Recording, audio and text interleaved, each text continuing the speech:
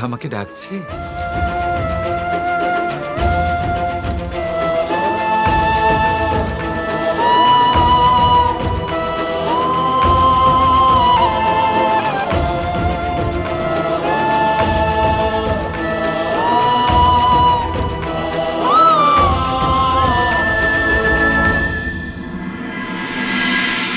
দেখলে, আমি বলেছিলাম না এত সহজ নয় রাধার জীবন। যাক, সমস্ত কাজ শেষ পর্যন্ত হয়েছে। রাধা, আমি আসছি।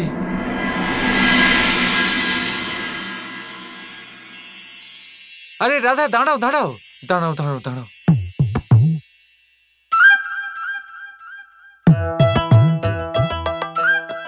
কোথায় যাচ্ছ তুমি? কেন? তোমার জন্য আমি কখন থেকে বাঁশি বাজাচ্ছি, আর তুমি এখন এলে? তাহলে আর কি করব আমি? কত কাজ ওখানে, এত কাজের তো নামও শুনিনি আমি। খাবার বানাও, জামা কাপড় কাচো, সেগুলো শুকোতে দাও, বাসন মাজো, তারপর পা টিপে দাও, তারপর ওখানে পরিষ্কার করো, ওটার ওপরে পরিষ্কার করো, এটা করো ওটা করো, এত কাজ তো মাথায়ও থাকে না। থাক, আমাকে আর বলতে হবে না ওখানে কত কাজ আছে, আমি সব জানি। আর এমনিতেও আমাকে শিলা স্থাপনের কাজে যেতে হবে, আমার দেরি হচ্ছে। না রাধা, দাঁড়াও না, কিছুক্ষণ আমার সাথেও কাটিয়ে যাও। কত কষ্ট করে এসেছি আমি। কেন? যখন আমার দেরি হতো তখন তো খুব বলতে, আমাকে রেগে যেতে, আর আমি তোমার পিছন পিছন এসে তোমাকে বোঝাতাম, তোমাকে মানাতাম। তাহলে যখন তুমি দেরি করে এসেছো তখন আমি কিছু বলবো না? আচ্ছা, তার মানে সব কিছুর প্রতিশোধ নিচ্ছ তুমি? এটা তুমি কি বলছো কৃষ্ণ? বদলা বলে না এটাকে। আমি তো শুধু তোমায় অনুভব করাচ্ছি যে রাধার জীবন কেমন। আমি তো খুব বাজেভাবে ফেঁসে গেছি, জানি না আজকের দিনটা কাটাতে পারবো কিনা। আমার দিন তো খুব ভালোভাবে কাটছে। আসলে যশোদা মায়ের ভালোবাসা, গোপীদের কলসি ভাঙা, বাঁশি বাজানো, আহা খুব ভালো লাগছে। তবে আমি ভাবছিলাম যে এই শুভ কাজে তুমি এত দেরি করলে কেন? এত সুখের জীবন তো আমার আগেই গ্রহণ করা উচিত ছিল, তাই না? হয়ে গেছে মজা করা, নিয়ে নিয়েছো প্রতিশোধ, মনে শান্তি হয়েছে, এবারে বসো। একদম না, বিষ্ণুশিলা চলে আসবে পারে, সেটা স্থাপনের জন্য তো আমার ওখানে যেতে হবে। কিন্তু আমি কত কষ্ট করে এখানে এসেছি। দাঁড়াও রাধা, আরে আরে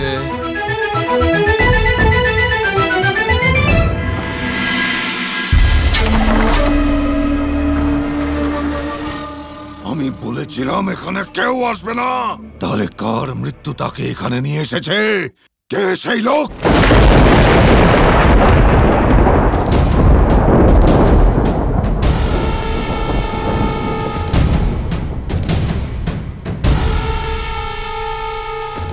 গুরুদেব, আপনি এখানে? যখন অসুরদের রাজা এত বোকামোর কাজ করছে, তখন অসুরদের গুরুকে তো আসতেই হবে। বোকামি নয়, এটা মহাবলী কংসের অটল বিশ্বাস। কেমন বিশ্বাস? বলো, কি জানতে চাও তুমি? কংসের অতীত, বর্তমান আর ভবিষ্যৎ একই লক্ষ্যের প্রতি নির্ভর করে, ওই কৃষ্ণের মৃত্যুর প্রতি। তাহলে বলুন গুরুদেব, ওই কৃষ্ণের মৃত্যুর পথ কবে দেখা হবে কৃষ্ণের সাথে শেষবারের মতো? কোথায় পাবো তাকে? তাহলে তুমি ভবিষ্যৎ দেখতে চাইছো? হ্যাঁ, তাহলেই আমি জানতে পারবো ওই মায়াবী আমাকে কিভাবে মারবে। তাহলে শোনো, অসুরদের মধ্যে একজন মহা অসুর আছে যে ভবিষ্যৎ দেখতে পারে। কে সে? তা তুমি নিজেই জেনে নাও।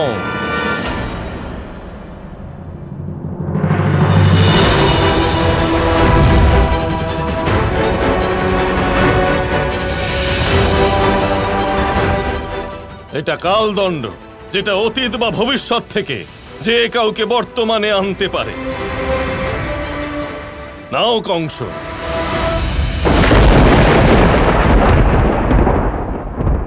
এটার কিসের প্রয়োজন গুরুদেব? যে ভবিষ্যৎ দেখতে পারে সে ভবিষ্যতেই থাকে। অমাবস্যার ঘুটঘুটে অন্ধকারে তুমি এই কালদণ্ড ব্যবহার করে কাল চক্রের গতি কমাও আর আহ্বান করো সেই অসুরকে। সে আসবে আর ভবিষ্যৎ দেখতে তোমাকে সাহায্য করবে।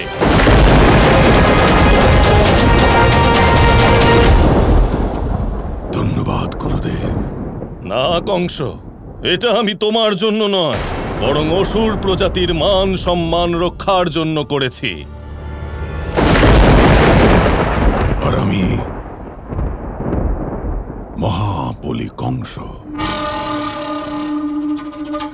ওই কৃষ্ণকে হত্যা করে অসুর প্রজাতির মান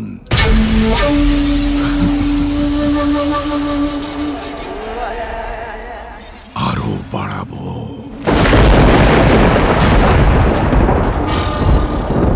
যখন ভবিষ্যৎ আমার নিয়ন্ত্রণে থাকবে, তখন কৃষ্ণ তার মৃত্যু থেকে কেমন করে বাঁচবে?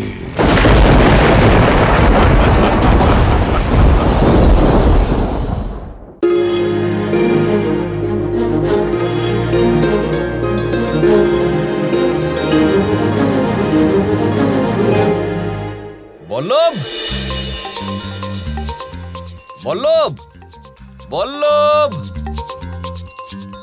বোঝো, এই কানাই নিজে তো কোথায় থাকে তার ঠিক নেই, আর বন্ধু পাঠালো সেও এরকম। সেও না জানি কি চিন্তায় সব সময় হারিয়ে যায়। মনে হচ্ছে এরা দুজনে মিলে ষড়যন্ত্র করছে। সত্যনারায়ণের শিলা এসে গেছে, এসে গেছে।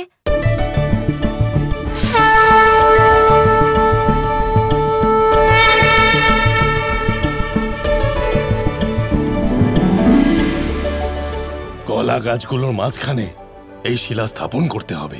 শিলা এদিকে নিয়ে এসো।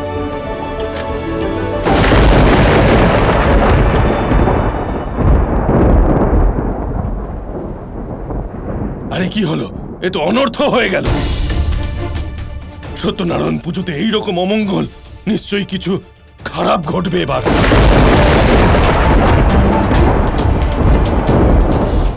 কৃষ্ণ তো আমার সাথে পুজো করতে চায়, কিন্তু এখানে তো শিলা খণ্ডিত হয়ে গেল। নারায়ণ রেগে আছেন আমাদের ওপরে। হয়তো উনি চান না যে আমরা এই পুজো করি। নারায়ণ আপনাদের উপরে রুষ্ট নন।